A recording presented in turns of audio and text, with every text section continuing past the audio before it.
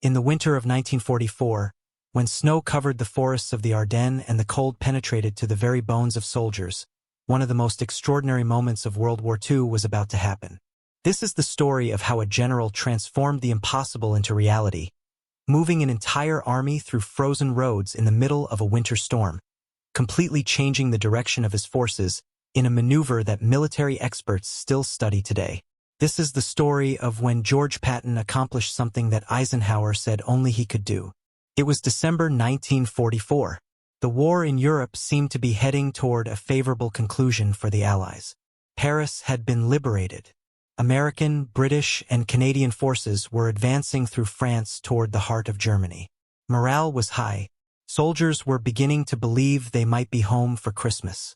But in the silent corridors of German command, Adolf Hitler was planning something that would completely change the course of the war in its final months.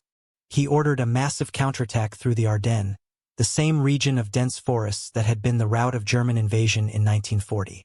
The objective was to split the Allied lines in half, capture the vital port of Antwerp, and force the Allies to negotiate a separate peace on the Western Front.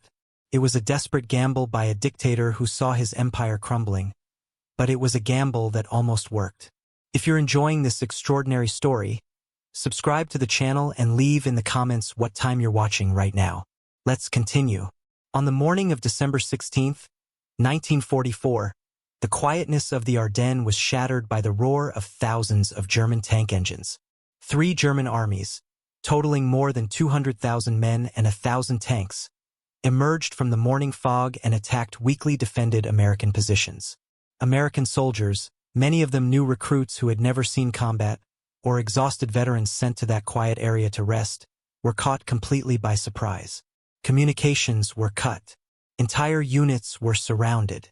Panic began to spread as news reached Allied command. The Germans were advancing rapidly, creating an enormous bulge in the Allied lines, a salient that would give the conflict its name. The Battle of the Bulge, the Battle of the Ardennes. At the center of this chaos, in the small Belgian town of Bastogne, stood the American 101st Airborne Division, along with elements of other units that had regrouped there. Bastogne was crucial. It was a vital road hub where 7 main roads converged. Whoever controlled Bastogne would control movement through that region. The Germans desperately needed that city to continue their advance, and they surrounded it completely, cutting off all escape and supply routes. The American soldiers in Bastogne were alone, outnumbered, with little ammunition, scarce food, and the most severe winter in decades freezing everything around them. Meanwhile, about 100 kilometers to the south, General George Smith Patton Jr. commanded the American Third Army. Patton was, without doubt, the most controversial and brilliant commander of the Allies. With his ivory-handled pistols, his direct language, and his absolute confidence in himself, he was loved by his men and feared by the Germans. Patton had studied war since childhood. He believed in reincarnation and was convinced that he had fought in ancient battles as a Roman soldier and medieval knight. He understood war in an instinctive, visceral way. For Patton, war was movement, speed, and audacity. While other generals carefully planned each step, Patton attacked. While others consolidated positions, Patton advanced. And now, with his Third Army advancing eastward toward Germany, he was about to receive an order that would test all his talents. On December 19th, 3 days after the start of the German offensive, Eisenhower convened an emergency meeting of all senior commanders in Verdun, France. The atmosphere was tense. The situation in the Ardennes was desperate. German forces continued advancing. Bastogne was surrounded and the city could fall at any moment.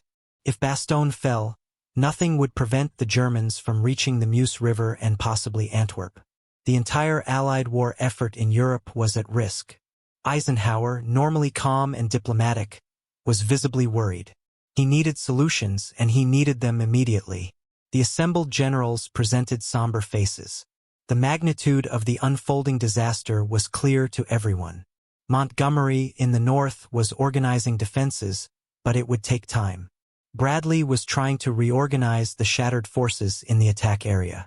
But the urgent question was Bastogne. Those surrounded men needed help now or they would be lost. And then Eisenhower asked the question that would change everything. He asked when Allied forces could counterattack to relieve the pressure on Bastogne. There was a heavy silence in the room. Counterattack? With the lines disintegrating?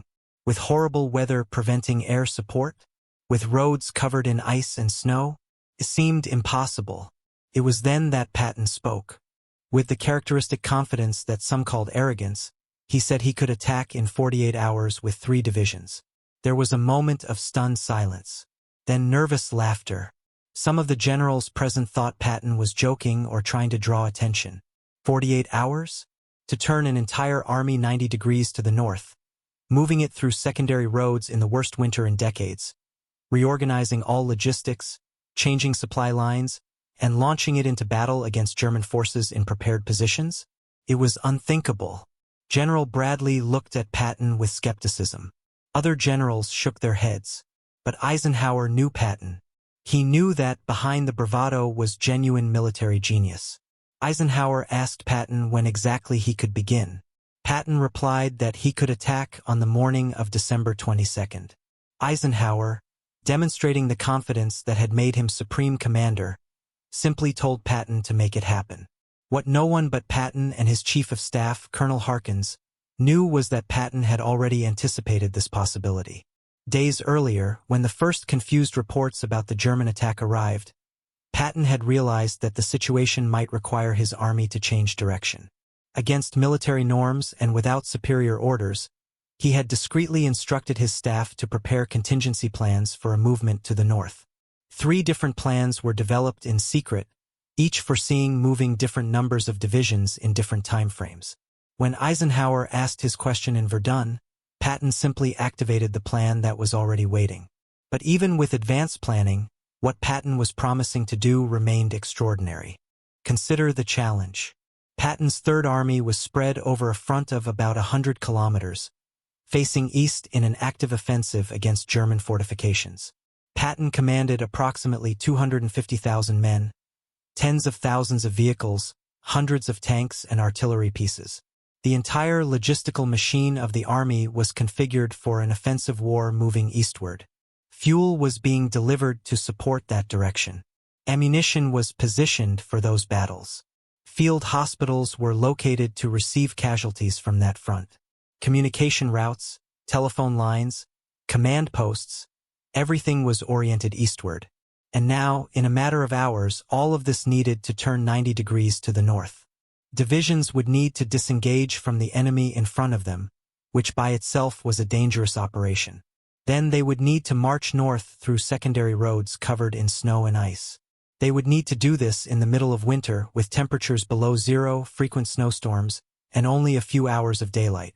And then, without time to rest or properly reorganize, they would need to launch themselves immediately into battle against German forces that outnumbered them and that were in prepared defensive positions. Military experts of the time considered such a maneuver impossible. Military manuals suggested that moving a single corps, about 50,000 men, 90 degrees, would take at least a week of planning and another week of execution. Patton was proposing to move the equivalent of 6 corps in less than 3 days. The logistics alone were mind-boggling. Each division needed tons of supplies daily. Fuel, ammunition, food, medical equipment, spare parts, everything needed to be redirected. Routes needed to be planned to prevent different units from colliding on the roads. Tanks, which consumed fuel voraciously, needed constant refueling. Artillery, heavy and difficult to move, needed to be repositioned. And all of this needed to happen while the army was still in contact with the enemy, which meant that some units would need to remain behind temporarily to keep the front secure while others moved. Patton returned to his headquarters and immediately initiated the operation. His staff, already prepared with contingency plans, began issuing orders. Divisions were notified of their new objectives. The 4th Armored Division, the 26th Infantry Division, and the 80th Infantry Division would be the initial attack force.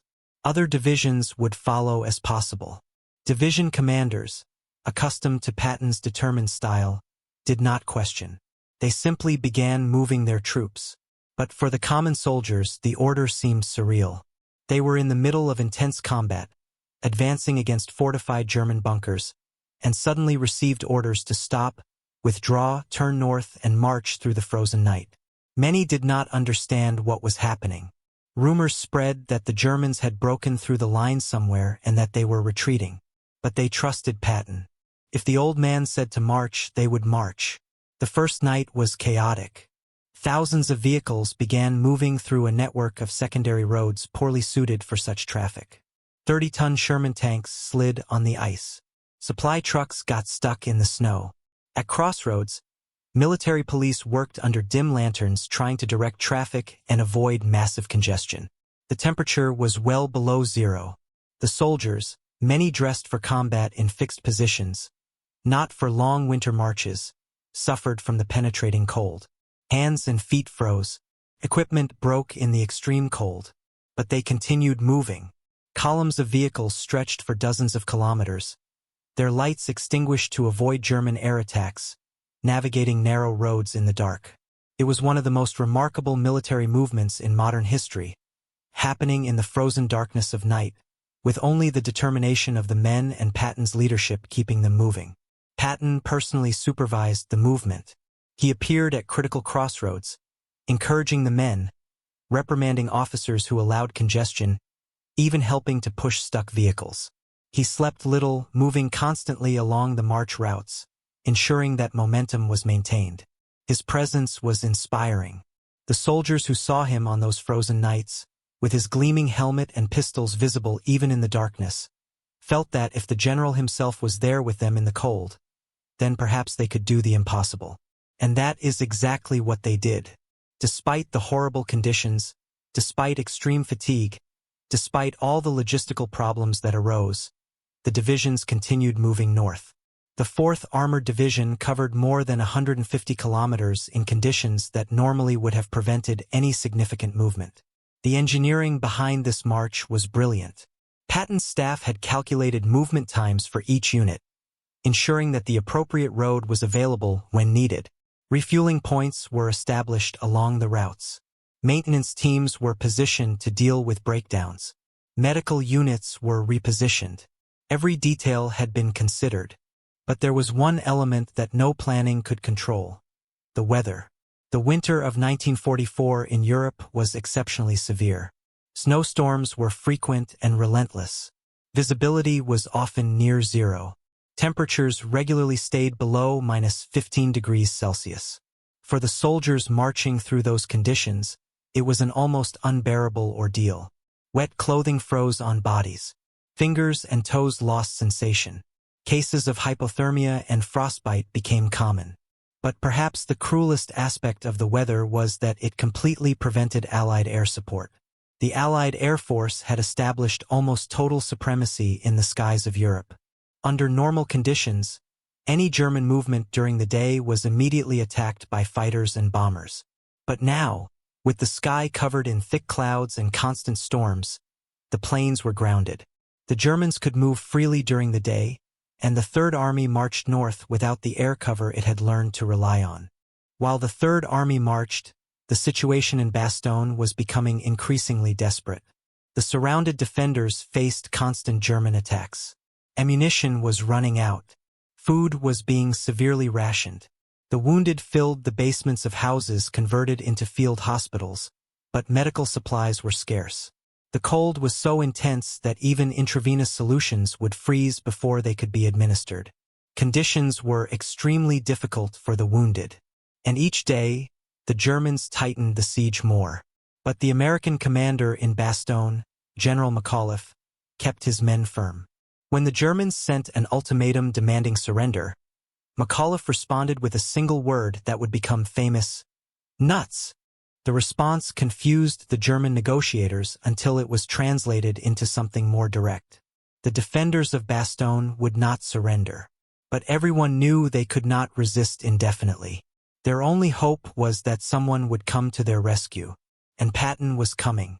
On the morning of December 22nd, exactly when Patton had promised Eisenhower, the 4th Armored Division of the Third Army attacked northward toward Bastogne. They had completed one of the most remarkable marches in military history. More than 200,000 men had completely changed direction, moved through extreme winter conditions, and now entered combat with virtually no pause. It was exactly the type of operation that the Germans never expected the Americans could execute. German command was aware that Patton's Third Army existed to the south of the Ardennes, but they assumed it would take at least a week, probably more, before Patton could represent a real threat to their flank. They were caught completely by surprise when Patton's tanks began attacking their positions only 6 days after the start of their offensive. But the path to Bastogne would not be easy. Between Patton's vanguard and the besieged city were about 30 kilometers of terrain defended by some of the best German units. German forces, perceiving the threat, redirected troops to block Patton's advance. What followed were some of the most intense battles of the war. In villages whose names few knew before, like Chaumont, Remy-Champagne, and Sabret, Americans and Germans fought house by house, street by street. American Sherman tanks faced the formidable German Panther and Tiger tanks, which were superior in armor and firepower. But Patton had taught his tank commanders to use determined tactics, attacking the flanks and rear of German tanks, using mobility to compensate for technical inferiority. Equipment losses were significant on both sides. Damaged vehicles dotted the snowy fields. But gradually, inexorably, the Third Army advanced. Patton was everywhere during those critical days. He constantly visited the front lines, often under fire, personally encouraging soldiers. His physical presence on the battlefield had an electrifying effect on the troops. Here was a 2-star general, 60 years old, who could be in a comfortable headquarters, but instead was in the cold and danger with his men. He expressed himself intensely and directly, demanded more effort, but also praised and inspired. Soldiers fought with increased determination, knowing that Patton himself was watching. And Patton did not tolerate delays or excuses. When a division commander reported that his troops were too exhausted to continue the attack, Patton replaced him immediately. When a column of tanks got stuck behind a traffic jam, Patton appeared personally and, with his characteristic language, got that column moving again. His energy was inexhaustible, his determination absolute. But even with all of Patton's skill and determination, there was one variable he could not control, and that caused great frustration: the weather. The winter storm continued without interruption. Allied planes remained on the ground. Patton, a deeply religious man despite his tough public image, was convinced they needed divine help. On December 8th, even before the German attack, Patton had requested that his army chaplain, Colonel O'Neill, compose a prayer for good weather. O'Neill hesitated, but Patton insisted, saying they were fighting for a just cause and that God would help those who sought peace. The prayer was printed and distributed to all soldiers of the Third Army. It said, "Almighty God, we beseech thee with thy great gift of good weather for the battle. Grant us favorable weather so that we may use our resources. We need thy great power to drive the enemy armies back. If thou favor our efforts, we will acknowledge that it is thy work, and we will give thee all the glory." For several days after the distribution of the prayer, the weather remained horrible. But then, on Christmas Eve, something extraordinary happened. The storm ceased, the clouds opened, the sun shone for the first time in weeks, and Allied fighters and bombers took off en masse. The sky over the Ardennes filled with Allied aircraft. They attacked German columns, neutralizing tanks, supply trucks, and artillery positions. Allied air superiority, which had been denied by weather conditions, now returned in full force. For the Germans, it was devastating. Their advance, already slowing due to tenacious resistance and lack of fuel, now stopped completely under the weight of Allied air power. For Patton, it was a divine answer. He called Chaplain O'Neill and promoted him on the spot, saying that God had clearly heard their prayers.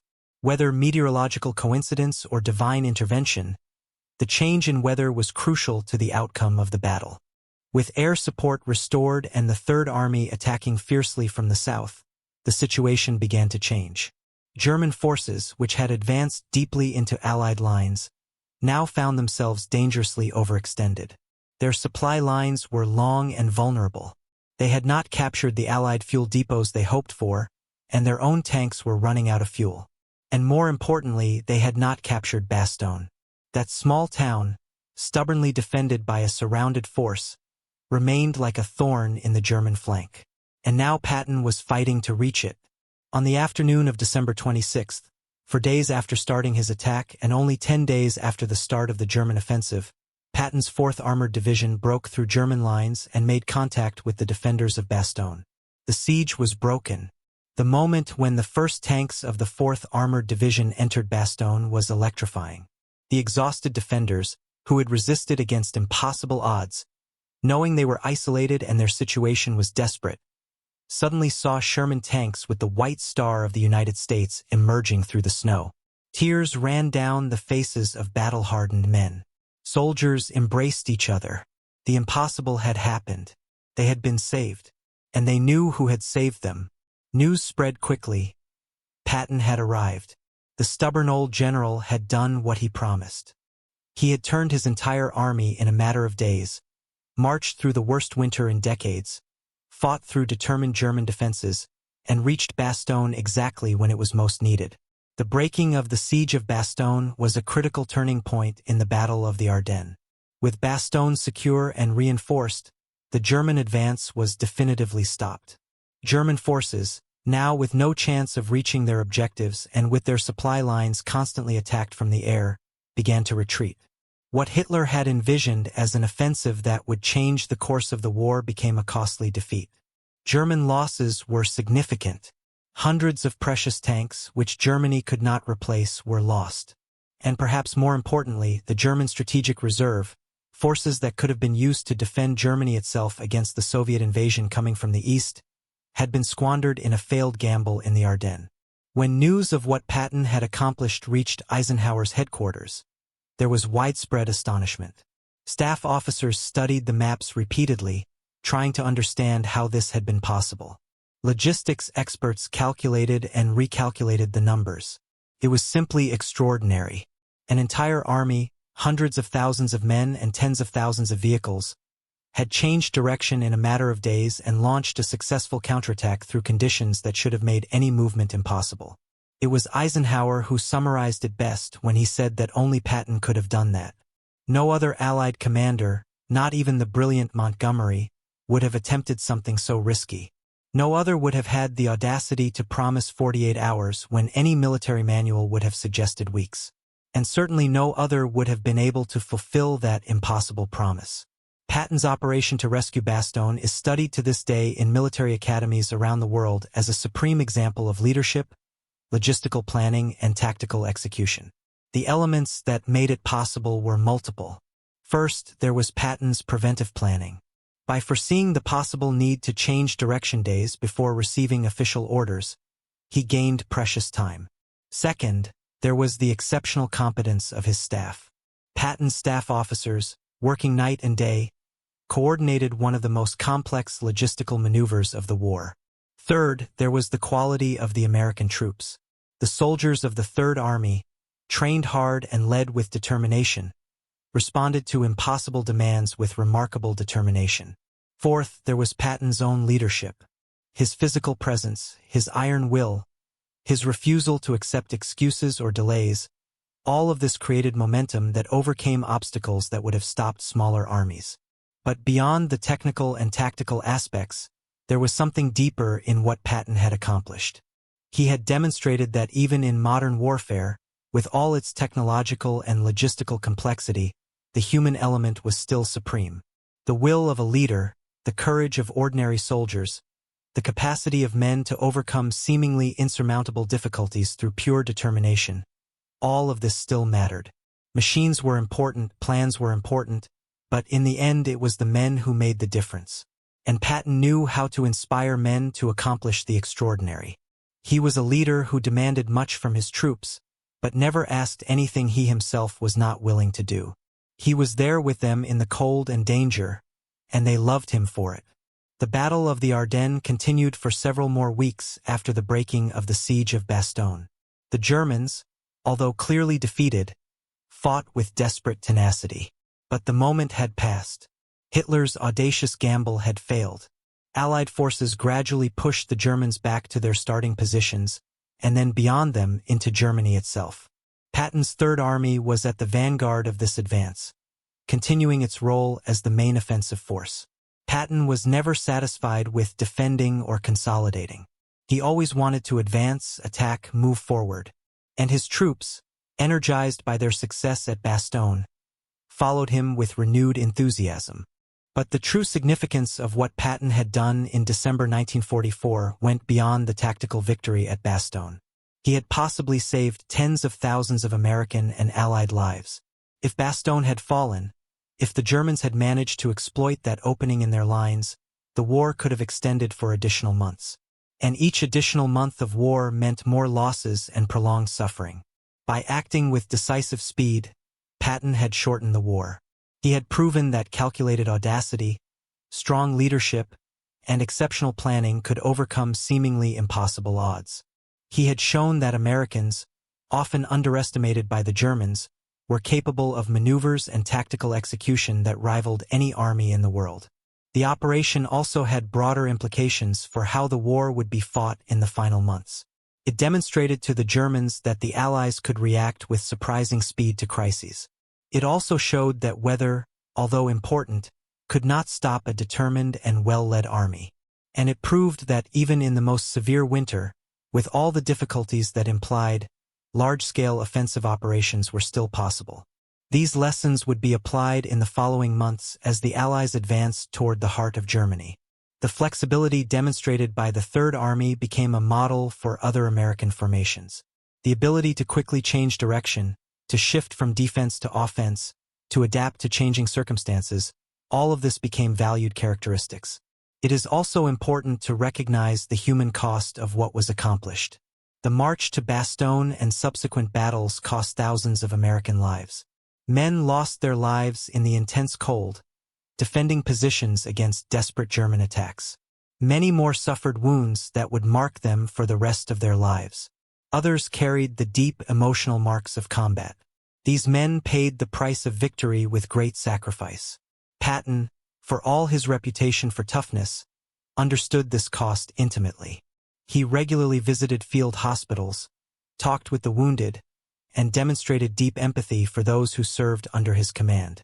He knew the weight of the decisions he made, but he also believed that fighting with determination, maintaining momentum, and seeking to end the war quickly was the best way to minimize suffering. And history suggests he was right. In the years after the war, as historians and military strategists analyzed the Battle of the Ardennes and Patton's role, the magnitude of his feat only grew. With the benefit of hindsight, with access to German and American archives, it became clear that Patton's operation had been even more remarkable than was realized at the time. The Germans had indeed been caught completely by surprise. Their estimates of how long it would take for Patton to react were wrong by an enormous margin. They had planned their offensive assuming they would have at least 2 weeks before the Third Army could represent a threat. Instead, Patton was attacking in less than a week. This strategic surprise was crucial to stopping German momentum and recovering the initiative. Patton's reputation as a combat commander was already high before Bastogne. He had led victories in North Africa, in Sicily, and in the race through France. But Bastogne consolidated his place in the pantheon of the great military captains of history. Here was a situation where not only tactical skill was needed, but also logistical brilliance, iron will, and inspiring leadership. Patton demonstrated all these qualities simultaneously. He coordinated the movement of an entire army with the precision of a watchmaker. He led from the front, personally inspiring his soldiers. And he never doubted he would succeed, even when others considered the task impossible. This absolute confidence, which some criticized as arrogance, proved justified by the results.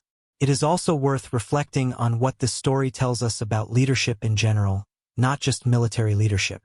Patton embodied qualities that transcend the battlefield. He was prepared, always thinking ahead, anticipating problems before they arose. He was decisive, willing to make difficult choices quickly and then commit totally to them. He was courageous, not only physically but also morally, willing to risk his reputation by making bold promises.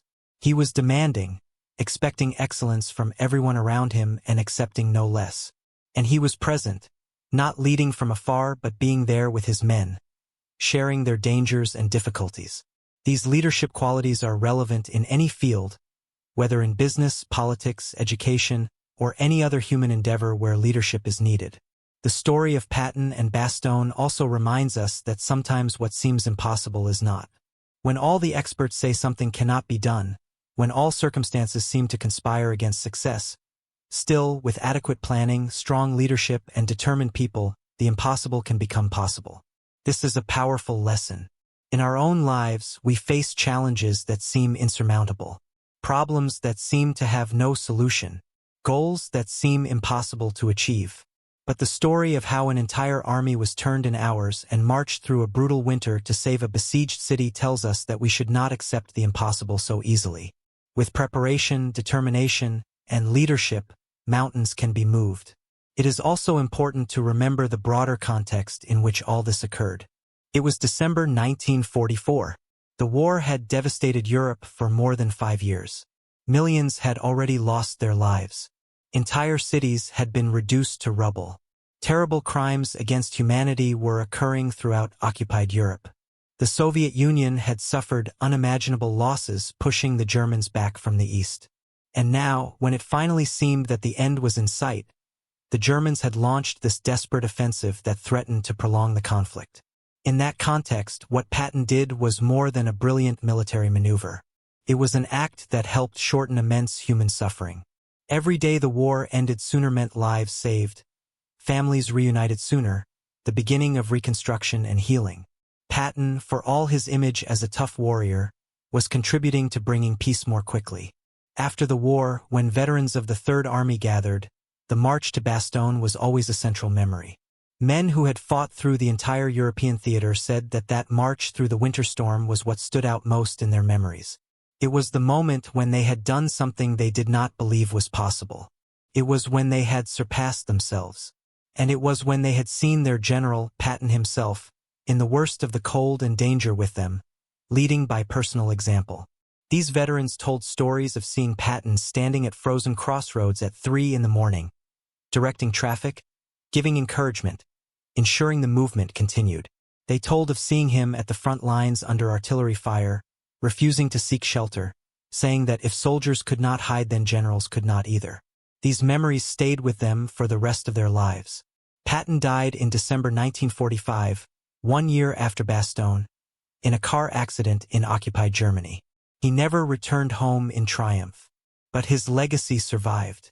The military principles he championed, mobility, speed, determination, and leadership from the front, were incorporated into American military doctrine. The tactics he developed were studied and refined. And the story of what he accomplished in that winter of 1944 continued to inspire. Military officers of subsequent generations studied the march to Bastogne, not just as history but as a model of what exceptional leadership can achieve. Eisenhower's phrase that only Patton could have done that became part of the legend. And it was true. Perhaps another commander, given enough time, could have rescued Bastogne. But only Patton would have promised to do it in 48 hours. And only Patton would have fulfilled that impossible promise. When we reflect on this story now, decades later, what remains relevant? Certainly the specific military lessons are important for those who study war. But there are more universal lessons as well. There is the importance of being prepared, of thinking ahead, of anticipating problems before they occur. There is the value of quick decision and total commitment once a decision is made. There is the power of personal leadership, of being present in difficult moments, of sharing the difficulties of those you lead. There is the need to demand excellence but also to inspire and encourage. And there is the fundamental lesson that what seems impossible often is not, that limits can be pushed, that the extraordinary can be achieved when people refuse to accept that it cannot be done. Patton's operation to rescue Bastogne remains one of the most remarkable military feats of World War II and of all modern military history. It was a perfect combination of strategic vision, logistical excellence, inspiring leadership, and individual courage of thousands of ordinary soldiers who did what was asked of them even when it seemed impossible.